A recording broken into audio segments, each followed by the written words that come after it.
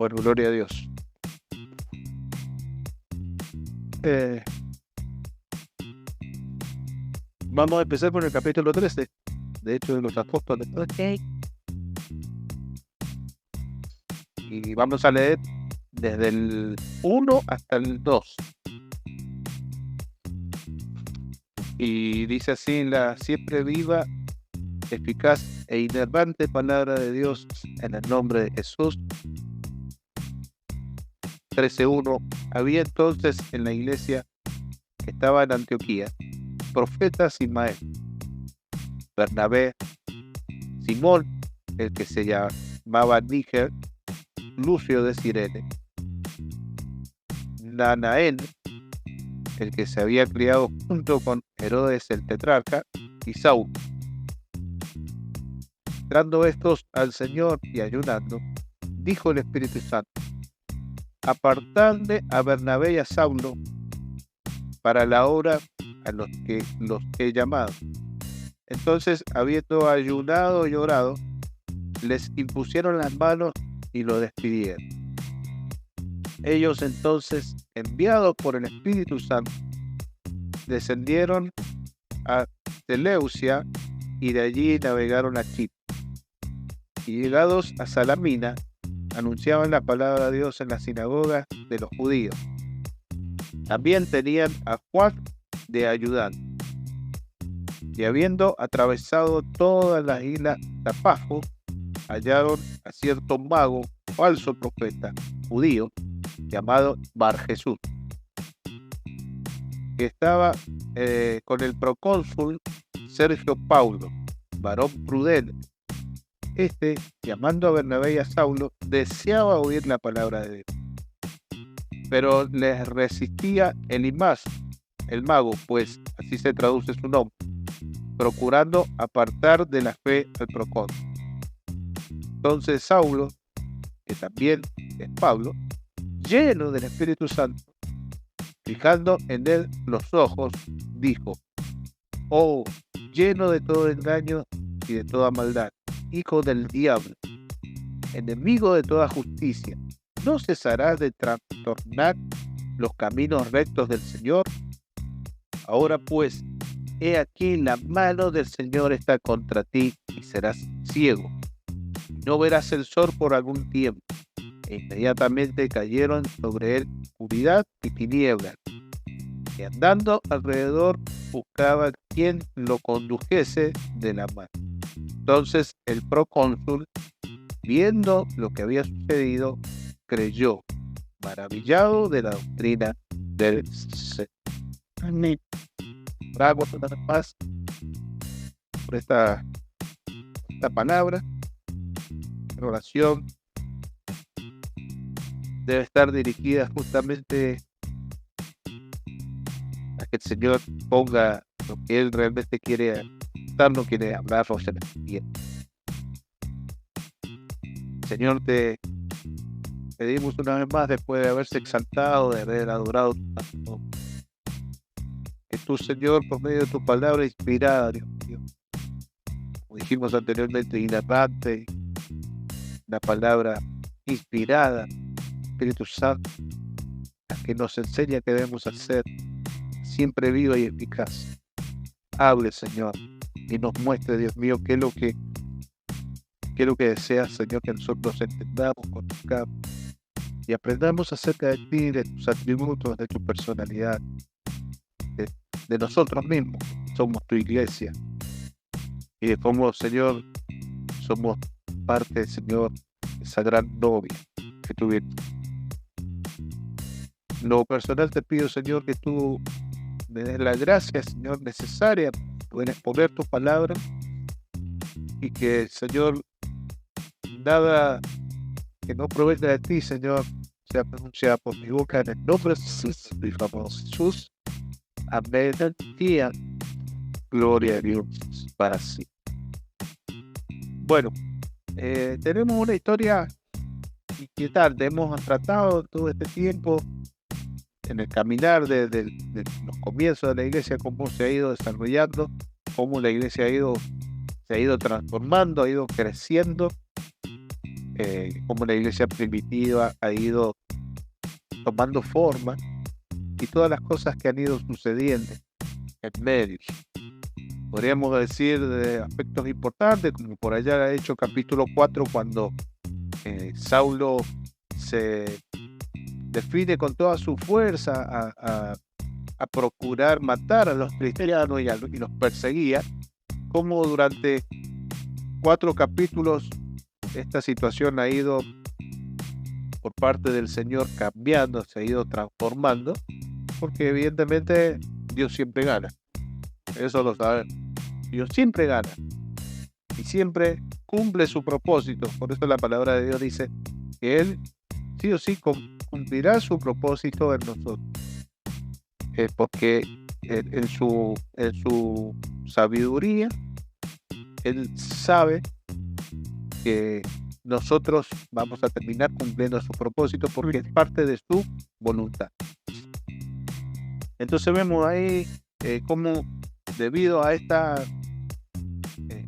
persecución a manos de cabeza de Saulo en ese momento, los cristianos tienen que salir, son esparcidos desde Jerusalén, y cómo la cosa llega hasta Antioquía, cómo se funda ahí la iglesia, después cómo mandan desde Jerusalén, dicen, no, hemos escuchado que hay una gran iglesia, son muchos los cristianos que están habiendo allí en Antioquía, en el medio de la visión de Pedro, cuando Dios le empieza a decir, Pedro, está bien, vos vas a ser el apóstol de los judíos, pero yo estoy procurando también tener una iglesia injertada y por medio de los gentiles, y vas a tener que entender esto, y cómo Dios, por medio de esa visión del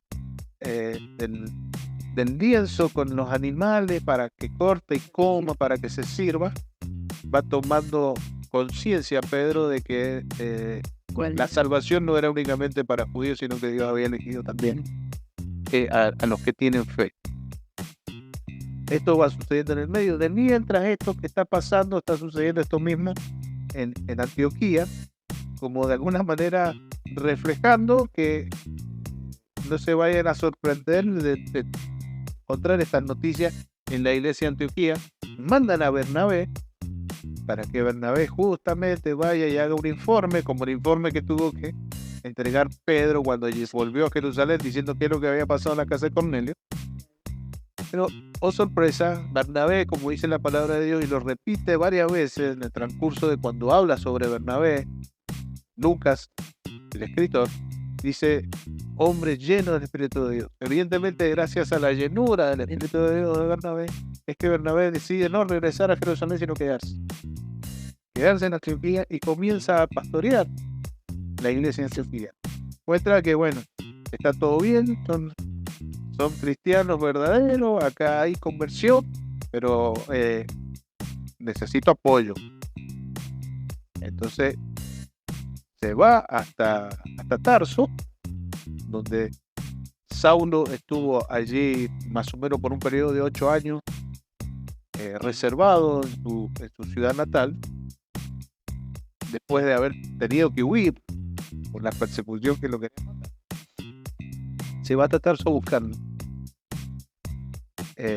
Convengamos también que fue Bernabé el que los defendió delante de los apóstoles. Bueno, tiene todo un trasfondo acá muy, muy profundo, y evidentemente, vuelvo a repetir, siempre este hombre lleno del Espíritu Santo se movía conforme y el Espíritu Santo fue el que lo llevó a que lo vaya a buscar a Saulo a Tarso. No lo especifica en la escritura, pero seguramente Saulo tiene que haber predicado durante esos 8 años allí en Tarso, tiene que haber hecho también trabajos para el Señor, y además el Señor tiene que haber estado tratando también con su corazón, con su temperamento, con su carácter, con su sentimiento, para prepararlo para este momento. Ya manda a llamar, llega Pablo a ayudarle y empiezan a pastorear juntos la iglesia de Antioquía. La iglesia de Antioquía, mejor dicho, la ciudad de Antioquía, del Imperio Romano, era la tercera más importante era la tercera después de Roma. Sí, De Roma, después venía la de Egipto, que es donde estaba la biblioteca más grande del mundo. Antioquia, Después venían, la o sea tercera que en importancia. estamos hablando de una metrópoli, de una ciudad grande, y evidentemente esta iglesia también era grande. También habíamos estudiado que la iglesia de Antioquía fue la primera Donde se llamaron cristianos. donde no tan solo se llamaron cristianos a los convertidos, sino que fue la primera iglesia mixta entre judíos y gentiles. Y podríamos decir que fue la primera iglesia, digamos, sembrada gentil de todos los tiempos, la iglesia universal cristiana. Sí. Entonces, esta iglesia se transforma, después de la iglesia de Jerusalén, se transforma en la primicia exactamente, y para colmo, plataforma, escuchen esto, plataforma, a pesar de que no era una iglesia madre, pero fue plataforma para los viajes misioneros de Pablo, plataforma para la ayuda de muchas iglesias, porque leíamos en los capítulos anteriores que mandaban ayuda a la iglesia de otros lugares. Entonces, realmente toma una importancia tremenda. Porque realmente estaban cumpliendo bien. Estaban cumpliendo bien, exactamente. Pero llega este momento en que comienza a tomar otro giro. Otro giro toma esta iglesia.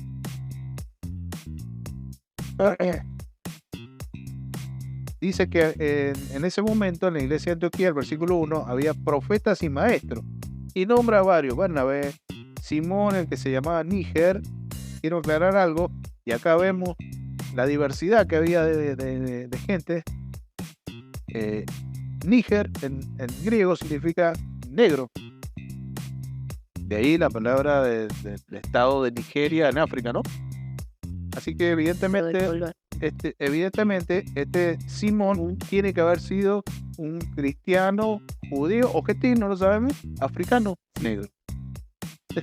Eso es muy interesante. Ahí vemos que tenemos cómo Dios nos muestra a través de su palabra la diversidad. Amén. Y que no era únicamente para los judíos, sino que era para todo aquel que Jesucristo. Simón, el que se llamaba Níger, también Lucio de Cirene, Manaén, al que se había criado junto con Herodes el tetrarca. Fíjense, habían estos dos hombres, Manaén y Herodes el tetrarca, se criaron juntos en la misma casa, con la misma educación, los mismos principios, los mismos valores, pero uno, Herodes el tetrarca, persiguió a la iglesia, mató a gente y tenía el plan de después de matar a Pedro, y lo llevó al cárcel, y no solo eso, sino que fue uno de los que impulsó en su momento a Saulo para la persecución de la iglesia. Y sin embargo, este otro, Manaén, que se criaron juntos, termina siendo y este hombre, Manaén, era un sacerdote. No sé si el título exacto fue sacerdote, pero un sacerdote de la religión judía, que se convierte. Por eso es que es nombrado, porque evidentemente tenía mucho conocimiento de la ley, y seguramente ha sido un fariseo, y al tener ese conocimiento, convertido, lleno del Espíritu Santo, bueno, ya pasa a ser de los maestros y de los profetas que está hablando en este tiempo. Y bueno, Saulo junto con Bernabé, bueno, este era el grupo, digamos, de el presbítero de esta iglesia. Presbítero, ¿qué es lo que es? Es decir, bueno, los pastores principales y el grupo de pastores que presbicia la iglesia. Bueno, en ese momento no se le decían pastores, se le decía obispos. Definitivamente es lo mismo. Como se pone con el consejo. Claro, el consejo pastoral. Los principales eran Bernabé y Saulo. ¿sí? Ahora, dice que el versículo dice, ministrando estos al Señor y ayunando. Fíjense, ministrando esto al Señor y ayunando. Increíble cuando entramos a este versículo 2. ¿Qué es lo que estaban haciendo ellos? Ministrando al Señor. Yo lo anoté por acá porque me pareció sumamente lindo saberlo, que la traducción del griego para ministrar, para la palabra que nosotros conocemos como, y que lo dice la Biblia acá, como ministrar, es liturgia. Que para el Católico, que usa mucho, ¿no? No, claro, pero es la palabra que se usa en griego, es liturgia, que la traducción, digamos, castellana o español, nuestra, para nosotros es liturgia, pero la palabra real es liturgia. ¿Qué es liturgia para nosotros? Y eso significa ministrar. Es la liturgia, es la administración al Señor, la adoración, lo que estábamos haciendo nosotros recién. Te dice adorar. Lo que estábamos haciendo nosotros recién. Eso es liturgia, eso es adoración, eso es ministrar a Dios. Eso es lo que estaban haciendo. Estaban ministrando estos al Señor y ayunando. Mientras ministraban, mientras oraban, ayunaban. Es ahí cuando dice acá que el Espíritu Santo habla y dice, apartadme a Bernabé y a Saulo para la obra a los que los he llamado.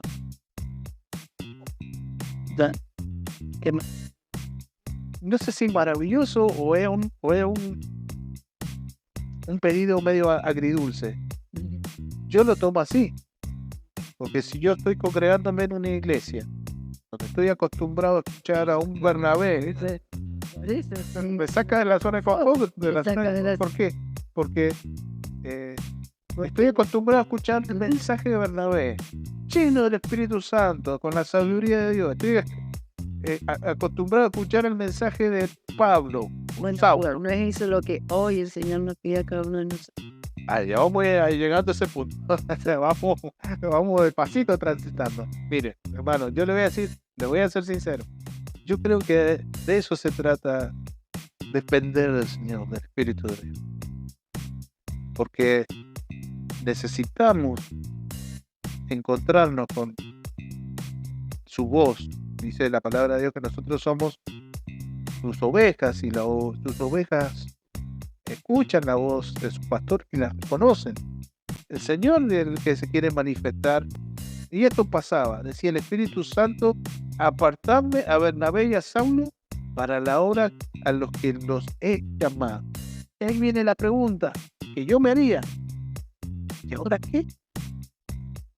Está bien, tenemos diferentes maestros y profetas. Está Simón, el morocho, Lucio de Cirene, está Manaén, pero me está sacando principales. Yo como hijo de Dios y estoy en esa situación, ¿qué hago? ¿Qué le diría a Dios? Estando también en esta situación, ministrando al Señor, o sea, en la liturgia, ministrando al Señor, orando, alabando y ayunando. ¿Qué diría el Señor? Le diría, ¿qué te parece si esperamos un tiempo hasta que preparemos a uno que esté a la altura de ellos? ¿Qué te parece, Señor, si volvemos a orar a ver si cambiaste de opinión? ¿O haríamos lo que esta iglesia dice? Yo obedeceré. Está medio difícil. Yo me pongo la mano en el corazón, yo me pongo en los zapatos de esos hermanos y yo diría, no sé, seguramente sí obedecería, pero yo diría, la pucha, tan acostumbrado que estoy a recibir tan exquisito alimento de la palabra de Dios con ellos. ¿Y ahora qué? ¿Qué pasará? Esa es la pregunta. ¿Y ahora qué? Es tremendo.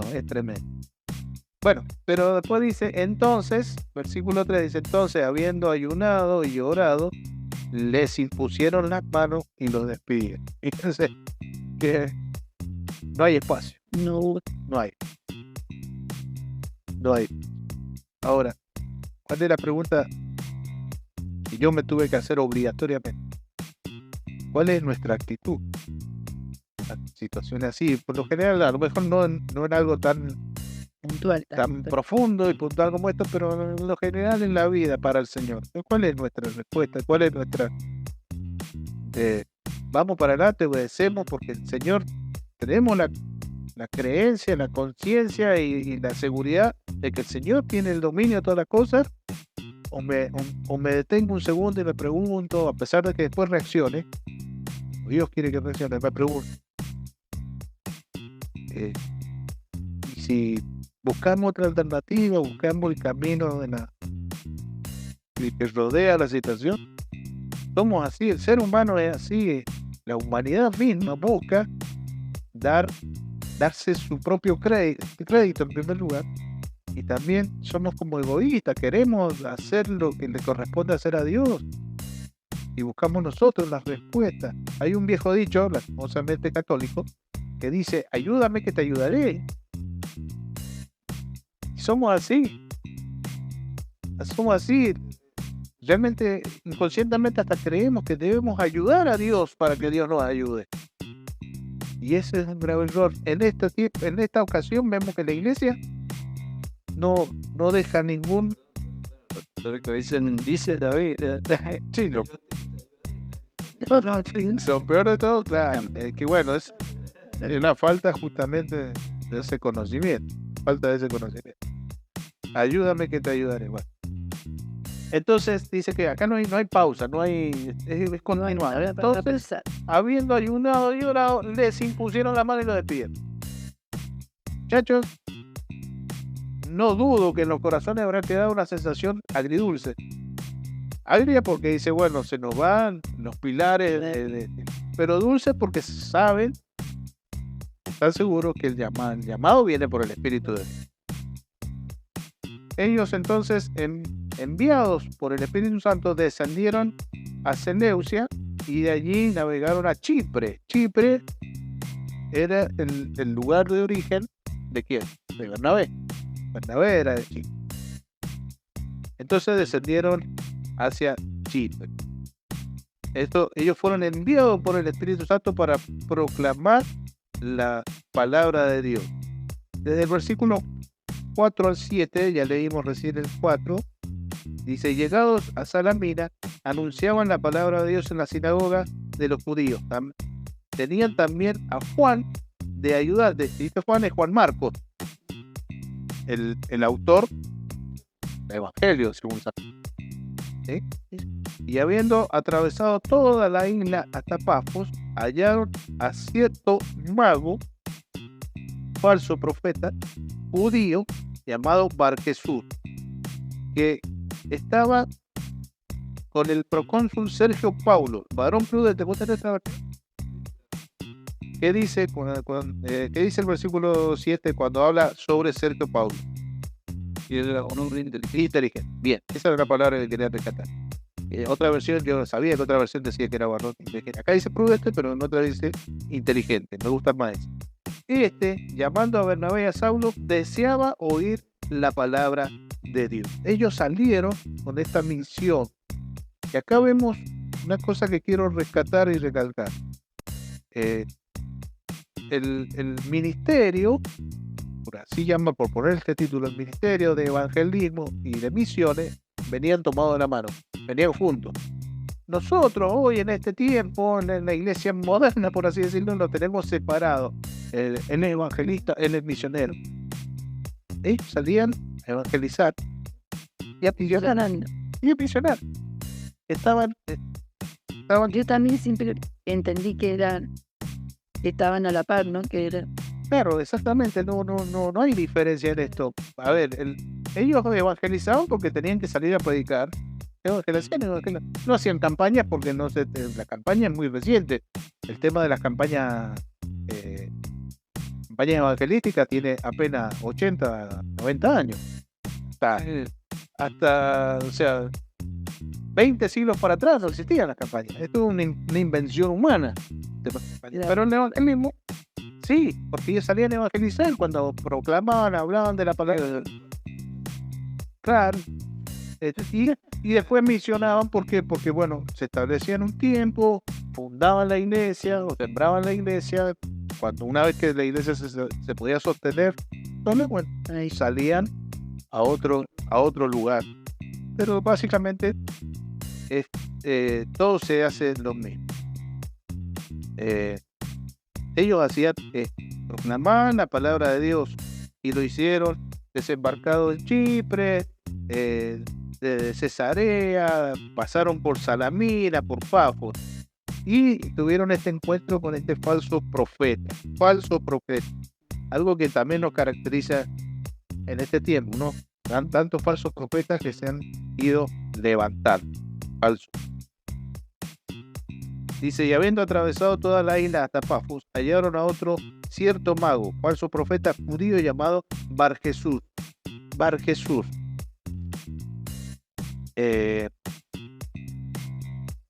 Tendríamos que buscar el significado de Bar-Jesús porque tiene algo que ver con, y siendo un falso profeta, tiene que ver su nombre con la salvación. No sé qué significará el Bar, pero Jesús significa Salvador o salvación. Así que fíjense que aún así este era un falso profeta y coincidentemente para la trama tenía el significado de su nombre salvación. Esas cosas las hace el enemigo justamente para despistar, porque acuérdense que el significado de los nombres para los antiguos tenía mucho que ver con... Entonces, si un falso profeta y su nombre contiene Claro, la salvación, producía un... producía cierta bienvenida en los corazones de la gente.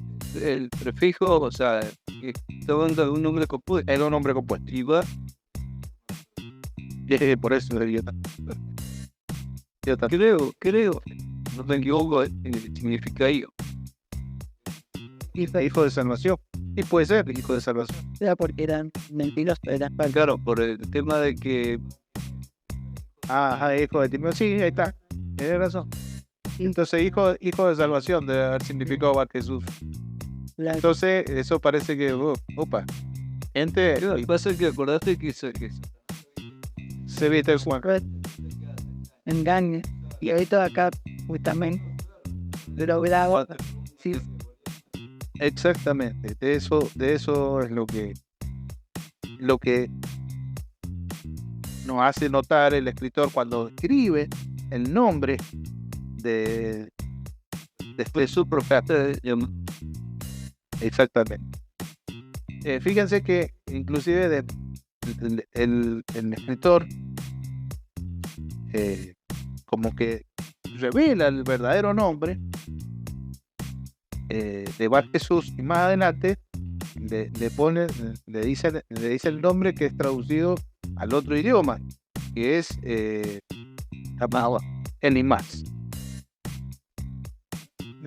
Entonces fíjense que por esta razón es que el escritor como que identifica y subraya, hay una importancia. sí, Hay una importancia.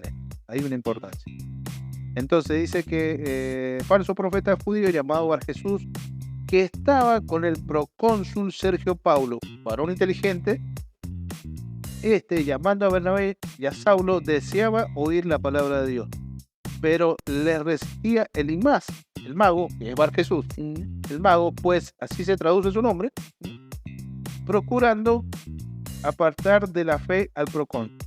Entonces Saulo, que también es Pablo, lleno del Espíritu Santo, fijándole en los ojos, dijo: oh, lleno de todo engaño y de toda maldad, hijo del diablo, enemigo de toda justicia, ¿no cesará de trastornar los caminos rectos del Señor? Fíjense que palabras muy similares a las que le dijo Jesús a Pablo, ¿no? Son palabras muy similares que Jesús le dijo a Pablo. Dura cosa te es dar cosas a exactamente. Prácticamente, el NB dice, pero Elimas el hechicero es lo que significa su nombre en griego. Se entrometió y trataba de persuadir al gobernador para que no prestara atención a lo que Bernabé y Saulo decían. Trataba de impedir que el gobernador creyera. tal cual. Bueno, ahí vemos realmente que Dos puntos. Primero, el enemigo siempre va a buscar poner, como se diría coloquialmente en argentino, poner palos en la rueda. Siempre va a tratar de buscarle la vuelta para que la palabra de Dios crezca, se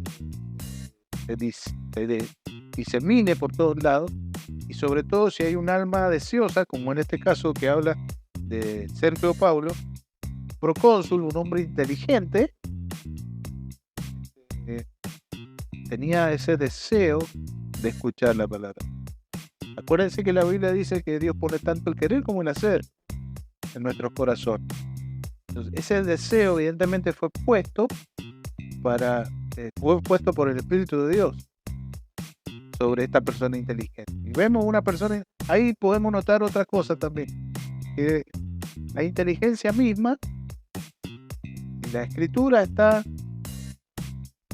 ha dejado claro que era un hombre inteligente, es porque realmente se destacaba en eso. Pero él con toda su inteligencia y con todo y su cargo y con todo su bienestar y con todo eso, estaba perdido. O sea que no es suficiente la inteligencia, no es suficiente el poder, no es suficiente el nivel social, el extracto social. Y esto está muy bueno para, por ejemplo, cuando uno tiene que hablarle a una persona que no tiene carencias, una persona que tiene un buen pasar económico y que no tiene problemas y que no puede pensar no necesito de nada ni a nadie. Pues, digamos, podemos utilizar esta porción de la Escritura para hacerle ver que no es suficiente. El único que fue suficiente fue Jesucristo, entregando su vida en la cruz del Calvario y habiendo resucitado al tercer día. Ese fue el único suficiente, el único que calmó la ira de Dios, y el único que es suficiente para la salvación. El dinero, la inteligencia, el poder, la sabiduría, el extracto social, no ayuda. Eso. Y acá lo demuestra, porque este hombre necesitaba escuchar, pero a su vez, en su necedad de inteligente, buscaba de alguna manera el amparo de un falso profeta. O sea, necesitaba tener a un brujo, necesitaba tener a alguien que lo guiara. Cuando escucha, y ahí está la primera misión, porque fue importante el paso por Cesarea, por Chipre, predicando la palabra de Dios. Pero la primera misión importante del Espíritu de Dios para Bernabé y Saulo era alcanzar a este procónsul. Cuando escuchó que venía, él empezó a tener esa necesidad, esta sed y hambre por la palabra de Dios. Les tienen que haber estado predicando cuando este falso profeta se metía, obviamente, hijo de Satanás, como Pablo le dijo, cuando se metió y querían entorpecer la predicación del Evangelio. Cuando vino cuando llegó la redención al procónsul, cuando llegó la conversión al procónsul, después de que le deben haber estado evidentemente predicando un tiempo, interrumpido por este falso profeta, pero le tienen que haber estado predicando. ¿Cuándo vino la conversión? Cuando el Espíritu de Dios toma a Pablo, lo mira a este Bar Jesús, hijo de salvación, lo mira y le dice: ¿quién era? Tú que estás lleno de mal, hijo del enemigo, que entorpeces el trabajo del Espíritu de Dios, ¿hasta cuándo vas a meterte? Hasta ahí, bueno, el procónsul puede decir, bueno, normal, está reprendiendo, tiene la autoridad como maestro para hacerlo. Hasta ahí normal. Pero cuando después vino la sentencia de parte de Dios, ahora Dios te dice, vas a quedar ciego. Por un tiempo no vas a ver el sol. Es lo importante también que hay que destacar, es que él no dijo, yo te marido, ni yo pongo. No, claro, no. Mira, El Señor. Sí. Y nosotros debemos acordar a través de eso, que la Biblia dice que sobre las cabezas los inconversos, y esto es difícil de que lo tengamos presente, porque en la cabeza del inconverso